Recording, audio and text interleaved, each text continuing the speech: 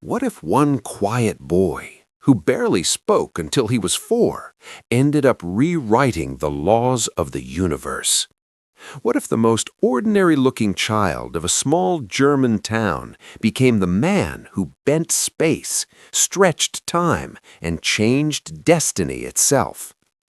This is the story of Albert Einstein, a boy who felt different, a man who refused limits, and a mind that kept glowing long after his heart stopped beating. He was born on March 14, 1879, in Ulm, Germany. The world did not tremble that day. No comet passed, no prophet announced his arrival, just another baby with a large head and quiet eyes. But inside that silence, something extraordinary was taking shape. He did not speak until he was 4. People whispered that something was wrong with him. Some thought he was slow. Even his parents worried. But the boy was not broken. He was simply listening, deeply, intensely, silently, to everything. One day, when Albert was 5, his father gave him a simple gift, a small compass, a cheap metal toy. But the moment Albert saw the needle trembling and turning, pulled by an invisible force, he felt the universe crack open. How could something you cannot see control something you can? What mysterious hands were shaping reality? That tiny compass became the first doorway into his lifelong obsession. What hidden laws govern the universe? But his early school years were not filled with praise. His teachers found him slow, stubborn, too curious. They wanted obedience. He wanted answers. They memorized. He questioned. One teacher told him he would never amount to anything. Another said he had a rebellious attitude. But rebellion was simply another name for imagination. As he grew, music became his refuge. He fell in love with the violin. Every note he played stitched calm into his restless mind. Later in life, he said, "If I were not a physicist, I would probably be a musician." But destiny had other plans. At 16, he faced his first big failure.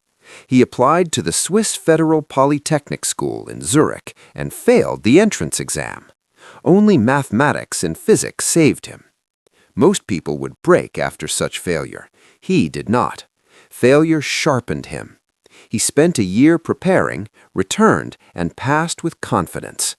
Zurich became the place where Albert slowly transformed into Einstein. But even after graduating, jobs did not come. For 2 long, frustrating years, he applied everywhere. No university wanted him, no professor hired him, no research institute gave him space. It felt like the world had no room for his mind. Until finally, a door opened. In 1902, he got a modest job at the Swiss Patent Office in Bern. Not a glamorous job, not an academic job. A desk, a lamp, paperwork, and long hours reviewing other people's inventions. But that tiny office became the birthplace of modern physics. While the world dismissed him, his mind was quietly working in the background, rearranging the universe. And then came the explosion. 1905, a year now known as the Annus Mirabilis, the miracle year. In that single year, Albert Einstein published 4 papers that changed everything. The nature of light, the existence of atoms, the foundation of quantum physics, and the equation that became more famous than its creator, E equals mc squared. Mass and energy, 2 sides of the same cosmic coin. He was only 25. Suddenly, the world stared at him. Who was this unknown patent clerk rewriting 200 years of physics? Universities that once rejected him now offered him positions. Scientists who doubted him now studied him. The doors that stayed shut for years were now wide open. In 1915, after a decade of relentless work, he presented his general theory of relativity, an idea so strange, so bold, that even scientists struggled to believe it. Space could bend, time could stretch, gravity was not a force, but geometry. The universe was not a stage, it was a living fabric. People laughed at him until 1919. During a total solar eclipse, starlight bent exactly the way Einstein predicted. Newspapers declared, "Revolution in science, new theory of the universe." Overnight, Albert Einstein became a global icon, a scientist turned superstar. His name lit up the world like a comet. But fame is a double-edged sword. While the world praised him, Germany grew darker. Hitler rose to power. Jews were hunted. Books were burned, including Einstein's own. His house was raided. His name was placed on Nazi kill lists. He fled Germany and never returned. The country of his childhood turned into the shadow he escaped. He arrived in the United States and found refuge at the Institute for Advanced Study in Princeton. There he continued thinking, teaching, dreaming, wandering the streets with mismatched clothes and wild hair. Students found him humble, gentle, warm. He cared little for luxury, but cared deeply for humanity. When World War II began, Einstein made one of the most painful decisions of his life. He signed a letter warning President Roosevelt that Germany might build an atomic bomb. That letter helped begin the Manhattan Project, the same project that eventually created the bomb dropped on Hiroshima and Nagasaki. Einstein did not work on it. He hated war, but he feared Hitler more. After the war, he spent the rest of his life promoting peace, disarmament, and human rights. He became a symbol of intellect, of curiosity, of moral courage. Yet, behind the brilliance, he was simply a man who loved simple clothes, a man who never combed his hair, a man who played the violin when he was sad, a man who took long walks thinking about equations that might take others centuries to imagine. He grew older, his body weakened, but his mind burned bright. At Princeton, he would write equations until late night, papers scattered everywhere, pipe smoke filling the room. He kept searching for one final truth, the unified field theory, a single equation that could describe the universe completely. But the universe held its secrets close. Then came April 18, 1955. Einstein collapsed from an aortic aneurysm. Doctors asked to operate, but he refused. He said, "It is tasteless to prolong life artificially. I have done my share. It is time to go." And quietly, peacefully, at age 76, he left the world. But the story did not end there, not even close.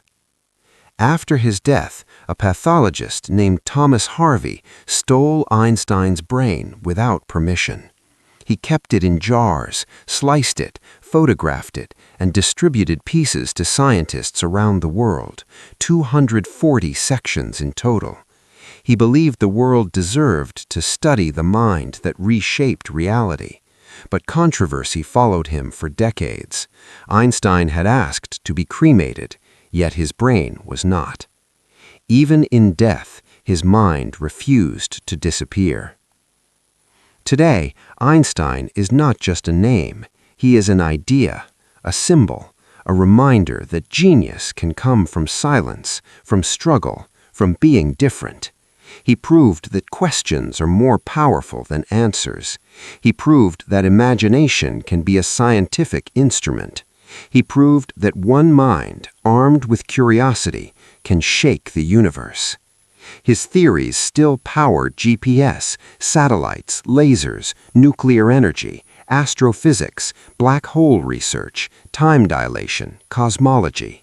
Every modern scientific achievement echoes with the footsteps of the man from Ohm. But the greatest thing he gave us was not an equation. It was a way of seeing the world. He taught us that reality is flexible. Time is not fixed. The universe is stranger than we imagine, and the human mind is capable of touching infinity.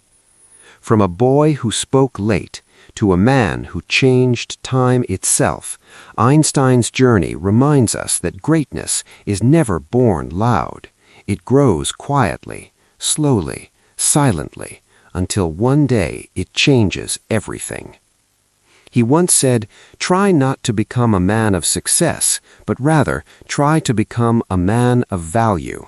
And value he gave the world more than any scientist of his age.